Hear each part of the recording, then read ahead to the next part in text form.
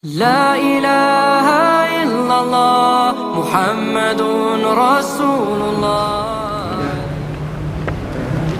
Bismillahirrahmanirrahim. Assalamualaikum warahmatullahi wabarakatuh.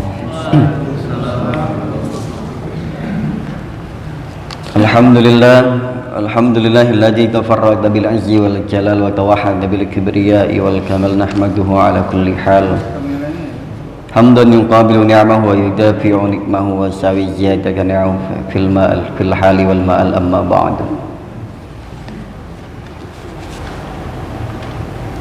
Qala Allah ta'ala fi kitabil karim wa astaqul qailin a'udzu billahi minasy syaithanir rajim qul in kuntum tuhibbunallaha fattabi'uni yuhibbukumullahu wa yaghfir lakum dzunubakum wallahu ghafurur rahim.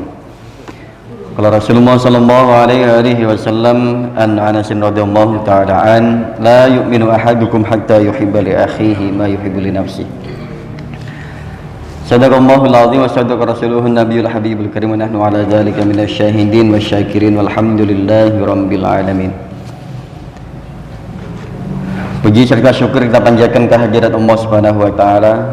Salat salam semoga senantiasa Allah limpah curahkan keharibaan baginda Nabi Agung Nabi besar Muhammad sallallahu alaihi wa alihi wasallam. Allahumma shalli wa sallim wa barik alaihi.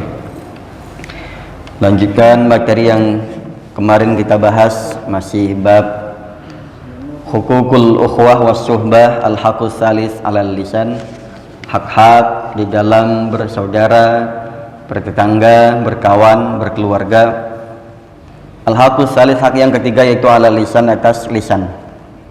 Bagaimana kita memiliki hak untuk menjaga lisan kita untuk tidak menyakiti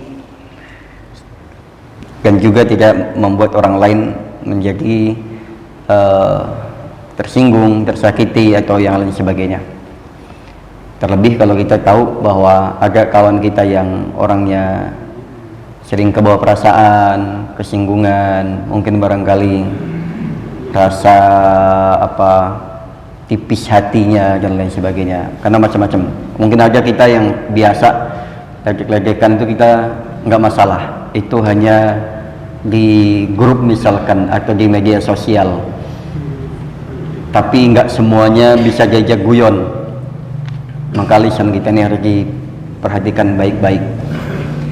Rasul menyampaikan, al muslimu man salimal muslimuna min lisanihi wa yadihi. Orang muslim yang sejati itu adalah orang yang mampu menghindarkan orang lain dari bahaya yang dia timbulkan, baik secara lisannya, ucapan. Lisan ada dua macam, ada lisanul hal, ada lisanul maqal. Lisan maqal yang buat bicara, lisan hal adalah anggota badan kita. Jadi ada orang yang menyakiti dengan lisannya, lisan maqal yang lisan buat mengucap, lidah kita, mulut kita, bibir kita. Ada lisan hal, yaitu tingkah laku kita yang kadang menyakiti orang lain. Kadang kita, apalagi kalau udah nggak suka, orang baru ngelihat wajahnya aja kita udah merasa nggak enak. Ada yang kemudian lihat gayanya, gaya cara jalannya, gaya bicaranya, itu terkadang belum apa-apa kita sudah rasanya udah gini amat nih orang dan lain sebagainya. Apalagi kalau yang biasa bicara ceplos-ceplos, kalau saya gini, biasanya orang lihat, wah si Amin udah ketahuan nih kultumnya apaan. Ya, padahal yang demikian ada namanya lisanul hal. Ada orang yang memang jangan gaya gestur tubuhnya ini menunjukkan dia orangnya kalau kita biasa sebut, biasanya orang ada yang bilang bahasa macam-macam lah, bahasa kita yang biasa mungkin bahasanya agak kasar. Ini orang gayanya pecentengan lah, apa dan lain sebagainya, biasanya begitu dan lain sebagainya. Nah, ini jemaah sekalian harus kita jaga. Yang berikutnya, walayam bagi ayyukhfiya ma yasma'a minasana alaih. Sayogianya walayam bagi, dan tidak seharusnya ayyukhfiya, dia menyembunyikan, atau ayyakfa, dia menyembunyikan ma yasma'u minasana, apa yang didengar dari kebaikan atasnya. Jadi kalau misalkan kita dalam bergaul, dalam bermuasyarah, dalam berjamaah, Karena konotasi jamaah yang kita kenal ini kan hanya ketika kita sholat atau ketika kita majelis taklim. Padahal jamaah itu kan hanya perkumpulan. Jamaah itu sekumpulan. Bisa jamaahnya jamaah ibadah, bisa jamaahnya maksiat, bisa. Karena masih umum sifatnya jamaah. Tapi yang seringkali konotasi jamaah adalah sholat berjamaah. Tapi memang semuanya bisa berlaku dalam hal aktivitas apapun.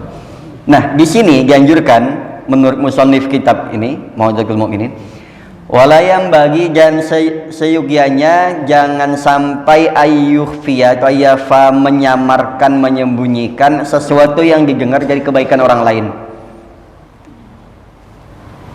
Orang lain ada kebaikannya, jangan kita tutup.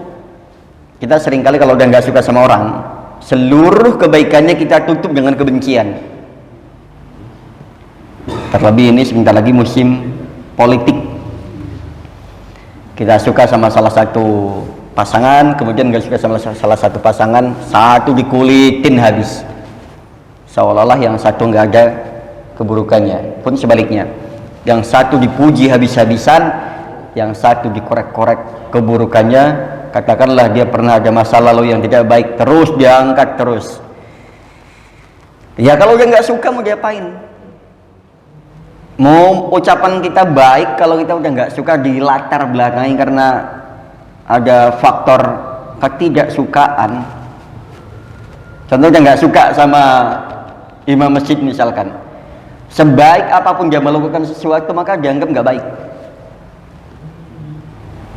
Kita nggak suka sama kawan jamaah, mau dia menampilkan sisi terbaiknya sekalipun dia ketulusannya tetap dianggap wah pencitraan. Apalagi musim politik begini, musim politik tuh jangan heran ada orang yang sholatnya 5 tahun sekali disorotnya, ada orang yang wudhunya setahun sekali, ada orang yang menebar kebaikannya diwujudkannya, tampakkannya 5 tahun sekali. Yang jemaah sekalian, tapi kita tidak menutup kemungkinan kebaikan yang dia tampilkan atau orang lain yang pernah dibaikin sama dia kemudian dia ngomong, saya pernah merasakannya, atau mungkin barangkali saya saksinya, dia orang yang baik,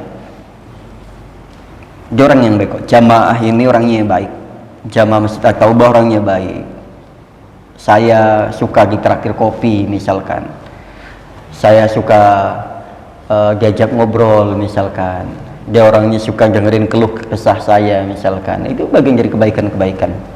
Nah di sini jangan sampai kita menyembunyikan kebaikan yang muncul, yang tampak, yang ada dalam diri orang lain, atau ada kebaikan yang disampaikan oleh orang lain terhadapnya. Karena kita biasanya yang benar, karena memang sebaik-baiknya orang pasti ada buruknya, pun sebaliknya seburuk-buruknya orang pasti ada kebaikannya. Jadi kita nggak boleh kebiah uyah, pukul rata, generalisir ya kalau bahasa Pak Edi itu. Oke, yang berikutnya, fa inna surur awalan bihi yahsulu minal mablagh lil madahi thumma minal qail wa ifa'i dzalika minal hasad. Nah, kemudian dengan adanya orang yang memuji atau orang pernah merasakan kebaikannya, katakanlah kita begini, ada kawan kita yang tidak pernah hadir di masjid, katakan nggak pernah kelihatan, kan kita biasanya wah itu orang nggak pernah sholat di masjid, berarti kan nggak sholatnya di masjid atau bisa jadi dia ke masjid sebelah, bisa jadi dia ke masjid kantor, bisa jadi karena faktor macam-macamnya kemudian dia mengharuskan untuk sholatnya di tempat lain.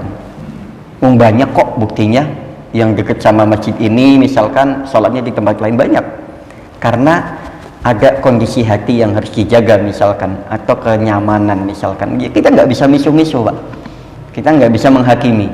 Buktinya kita pernah kan sholat jauh dari masjid ini, sholatnya di mana, karena sholat juga kadang ada orang yang ketika sholat, wah saya enakan sholat di sana, orangnya jamaahnya asik-asik, tempatnya nyaman dan lain sebagainya, AC-nya dingin, pengurusnya enak.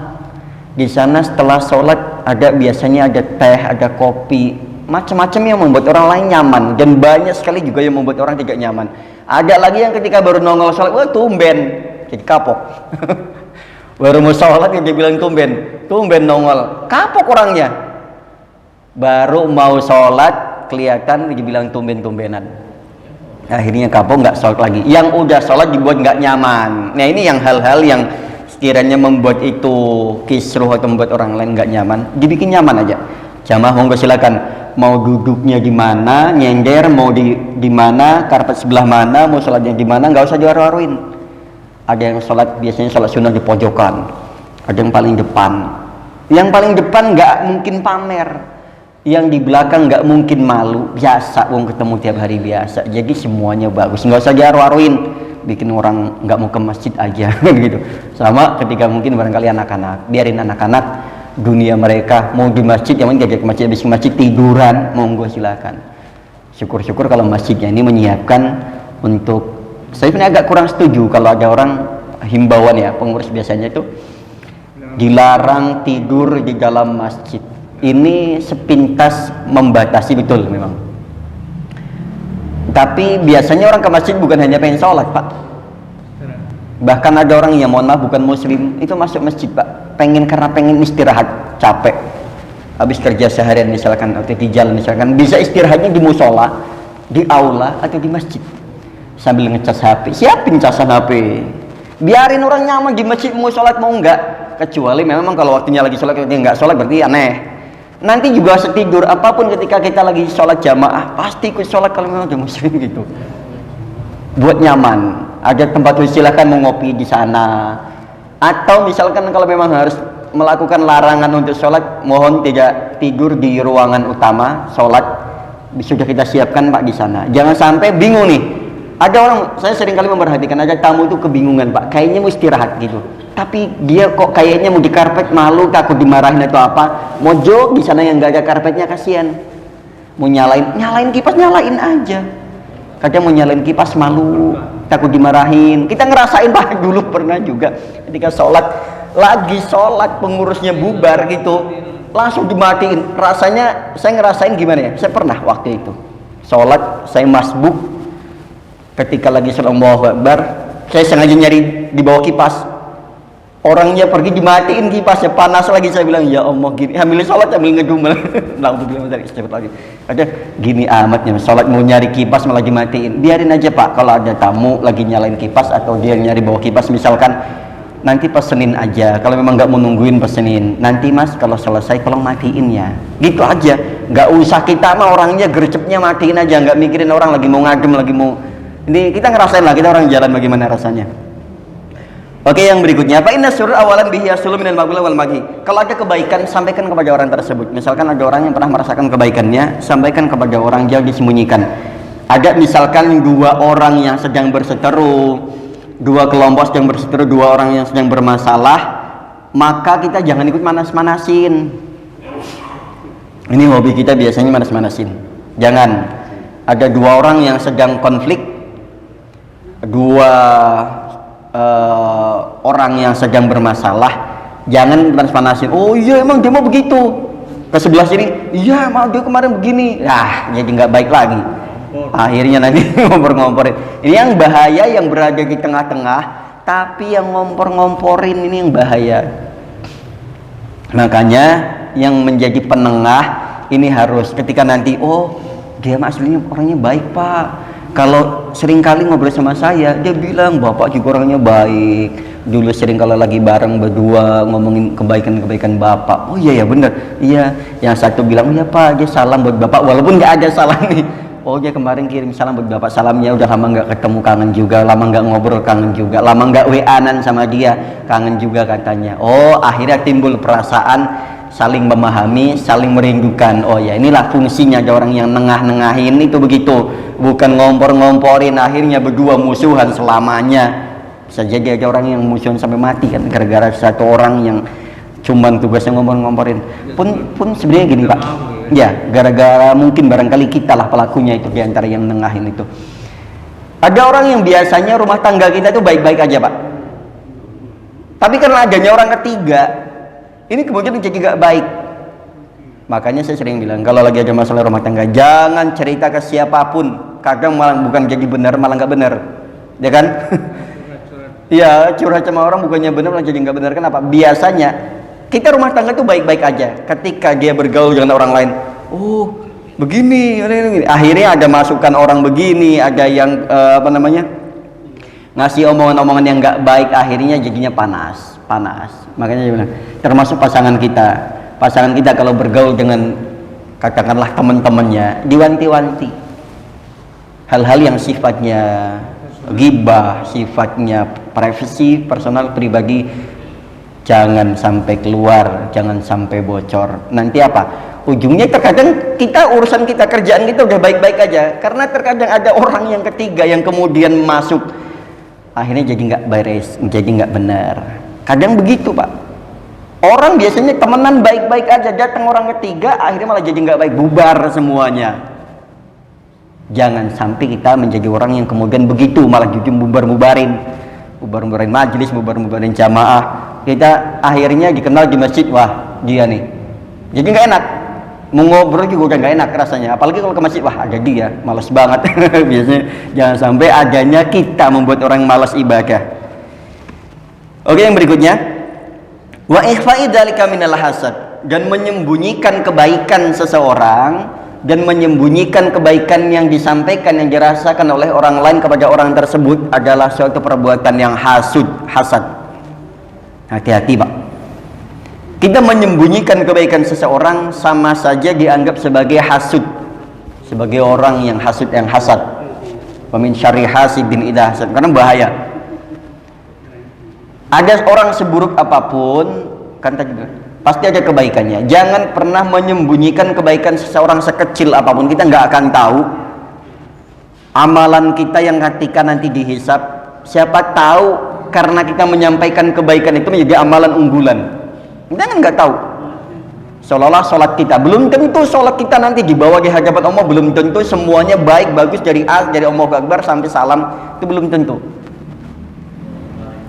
Terkadang dengan kita menampilkan kebaikan orang lain itu bisa menjadi asbab kita diberikan maghfirah oleh Allah Subhanahu wa taala. Makanya penting ketika ada jenazah, ya mari kita saksikan bahwa almarhumah ini orang yang khair dan baik. Meskipun kita nggak menyaksikan kebaikannya. Ya kan? Biasanya kan yang mimpin sholat suka begitu. Isyhadu annahu min ahlil khair, itu kan khair. Padahal kita nggak tahu nih orang ini kebaikannya apa, tapi nggak apa-apa, akan menjadi saksi nanti di hadapan Allah Subhanahu wa taala bahwasanya orang-orang menyaksikan bahwa si almarhum atau jenazah ini termasuk orang yang baik. Dengan begitu nanti akan menjadi saksi di hadapan Allah bahwasanya almarhumah atau jenazah ini termasuk orang yang baik, meskipun dia sama kita nggak pernah katakanlah tegur sapa, salam atau apa. Seenggak-enggaknya kita menyaksikan bahwa ini adalah hamba Allah ketika walaupun hidupnya nggak dibawa ke masjid, tapi meninggalnya sampai masjid itu udah bagus Pak.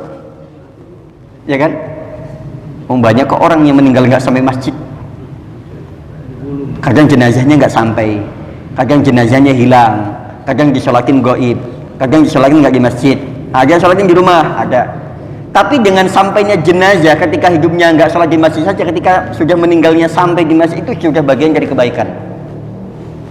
Entah bagaimanapun masa lalunya nggak ke masjid, katakan ketika jenazahnya matinya kok dapat disolatkan oleh orang-orang yang ahli masjid, ini udah termasuk bagian daripada kebaikan di penghujung kematiannya, penghujung usianya. Nah, dengan menyembunyikan kebaikan orang lain itu termasuk dari sifat hasad. Begitupun dengan ketika ada orang lain yang menyampaikan kebaikannya untuk disampaikan orang lain, ternyata kita sembunyikan, itu termasuk juga hasad.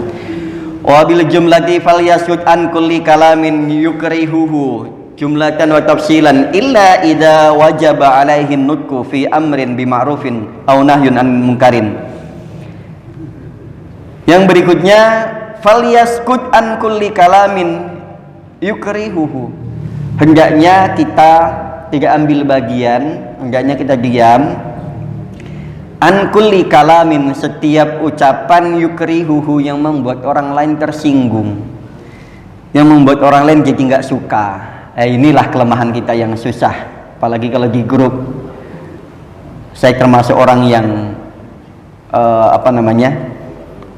termasuk orang yang selera humornya tinggi, terkadang nggak lihat-lihat teman juga, mohon maaf, karena bercandanya suka kebablasan, karena memang terkadang ngukur diri, kan nggak semua orang bisa diajak bercanda, tidak semua orang bisa diajak guyonan, kadang guyonannya membuat orang lain tersinggung. Harusnya memang di sini falyaskut, hendaknya diam, an kulli kalamin, dari setiap ucapan, omongan, yukrihuhu, yang membuat orang lain tersinggung. Terkadang kita candaan hanya untuk meramaikan grup, ya Dan, betul Dan? Terkadang kita bercanda hanya meramaikan grup saja, ya. Bisa saja kita nggak komen sama sekali, bisa kan, ya, tapi cuman ngeramein grup aja. Ya dimaklumi, apalagi kayak model saya kan bercandanya hanya di grup aja. Kalau diajak ngomong di masjid agak susah. Kalau diajak ngobrol di masjid, diajak ngopi agak susah, makanya ramenya di grup aja udah balas-balasannya begitu. Mohon maaf, ankuli kalamin diberihu, kalau ucapannya, candaannya, postingannya, komentarnya, tanggapannya itu membuat orang lain tersinggung atau bahkan menimbulkan kebencian.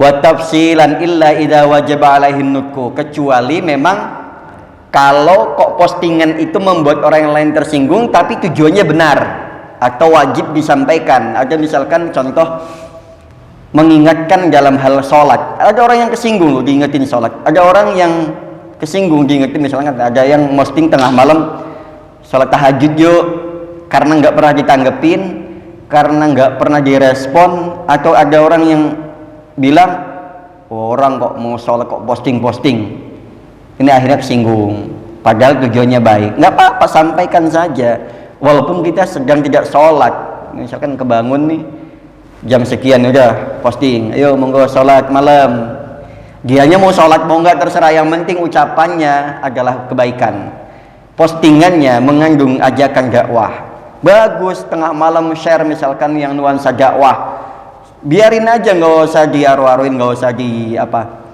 yang penting ada muatan dakwah di situ. Kalau memang apalagi terlebih illa idza wajaba alaihin nutqu fi amrin bima'rufin aw nahyin an munkarin, apalagi kalau memang ucapan ini harus kita sampaikan berkaitan dengan dakwah, maka wajib untuk dikeluarkan, disampaikan, diposting agar supaya orang-orang melek dengan bahasanya, melek dengan postingan ini, tahu dengan postingan ini, tahu dakwahnya seperti apa, maka harus disampaikan. Tapi tetap kita melihat-lihat gimana member-membernya, di mana anggotanya, ada yang suka nggak, sertakan permohonan maaf kalau tidak berkenan, sertakan sampaian bahwasanya ini hanya menyampaikan, meneruskan. Jangan ada yang posting, giliran orang yang posting nggak mau nanggepin, dia maunya ditanggepin aja. Banyak tuh yang kayak gitu, posting di grup aja, ketika ditanggepin dia nggak mau dengerin orang lain menanggapinya. Ini yang nggak seimbang.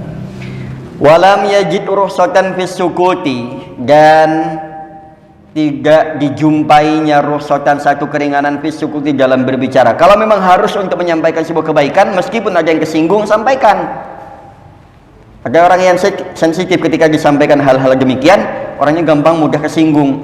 Nggak apa-apa, sampaikan kalau memang itu harus, kalau memang itu satu kebaikan yang harus disampaikan. Ada orang yang nggak suka, itu bagian dari dinamika kita dakwah, bagian dari dinamika kita bermasyarakat, maka harus disampaikan.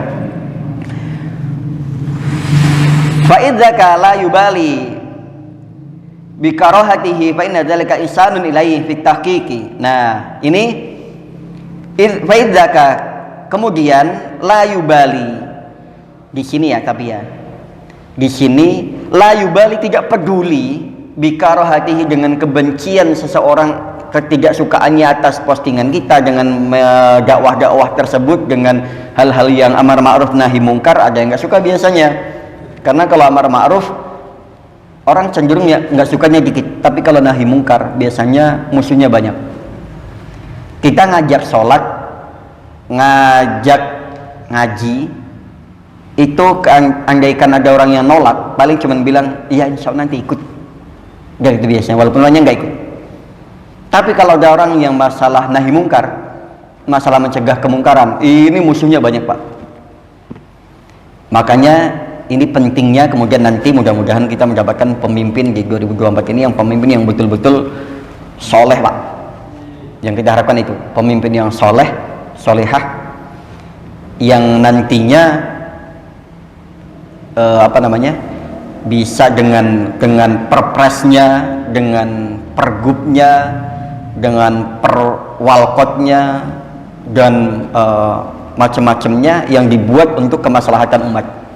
Karena apalagi yang di legislatif, di eksekutif ini menentukan nasib nanti dari banyak warganya, banyak masyarakatnya. Mudah-mudahan kita ketemu dengan orang-orang yang benar-benar memperhatikan warganya, memperhatikan umatnya, masyarakatnya.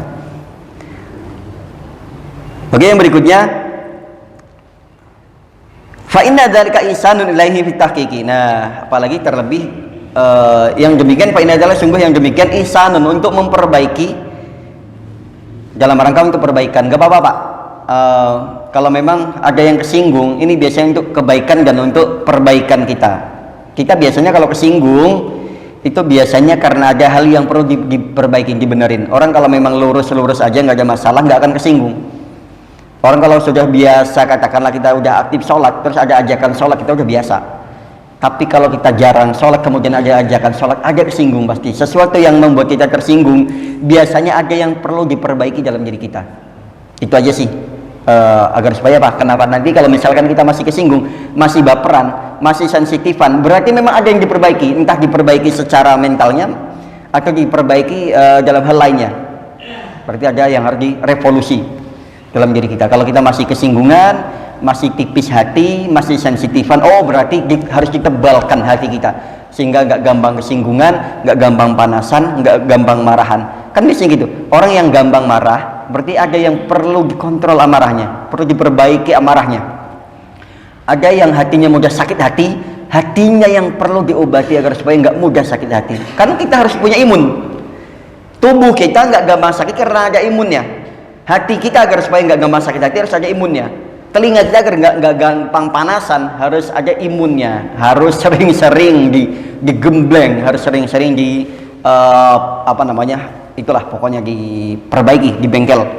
Itulah seringnya yang diantaranya untuk perbaikan hati, manajemen hati, sering-sering ngaji.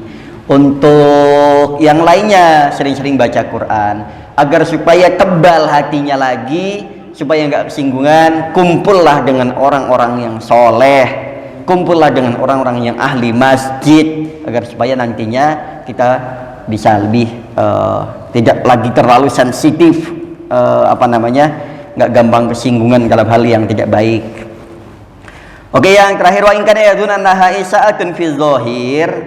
Nanti itu hanya timbulnya wa in kana yadunnu, kalaupun ada persangkaan yang sampai kepada kita, itu hanya sebatas zahirnya saja. Yang penting batinnya kita baik.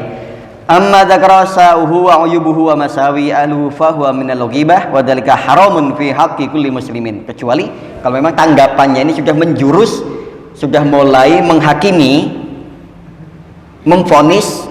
Nah, ini sudah mulai jatuhnya nanti mendekati kepada hal yang haram.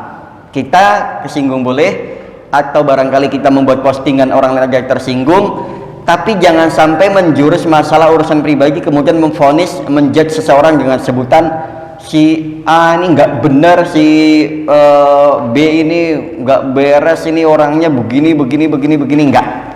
Jangan saya kemudian memvonis, oh sok alim lo, sok pinter lo, sok soleh, nggak. Itu yang demikian jangan sampai terucap, jangan sampai ini. Oke, itu aja jemaah sekalian. Mohon maaf untuk pagi hari ini berkaitan dengan bagaimana kita berkawan, bersaudara, bersahabat. Di sini bab ketiga, masih melanjutkan bab ketiga, kita mau dzikir mukminin, yaitu ala lisan, dalam memperlakukan dan memanajemen lisan kita seperti apa. Yang tadi disampaikan, saya hanya menyampaikan melalui kitab ini.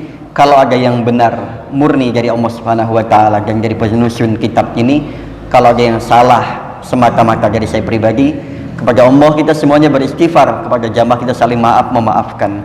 Kita tuntun ke majelis. Subhanakallahumma rabbana wa bihamdika asyhadu an la ilaha illa anta astaghfiruka wa atubu ilaik. Billahi taufiq wal hidayah wa ridha lillahi minasyaitonir rajim. Assalamualaikum warahmatullahi wabarakatuh.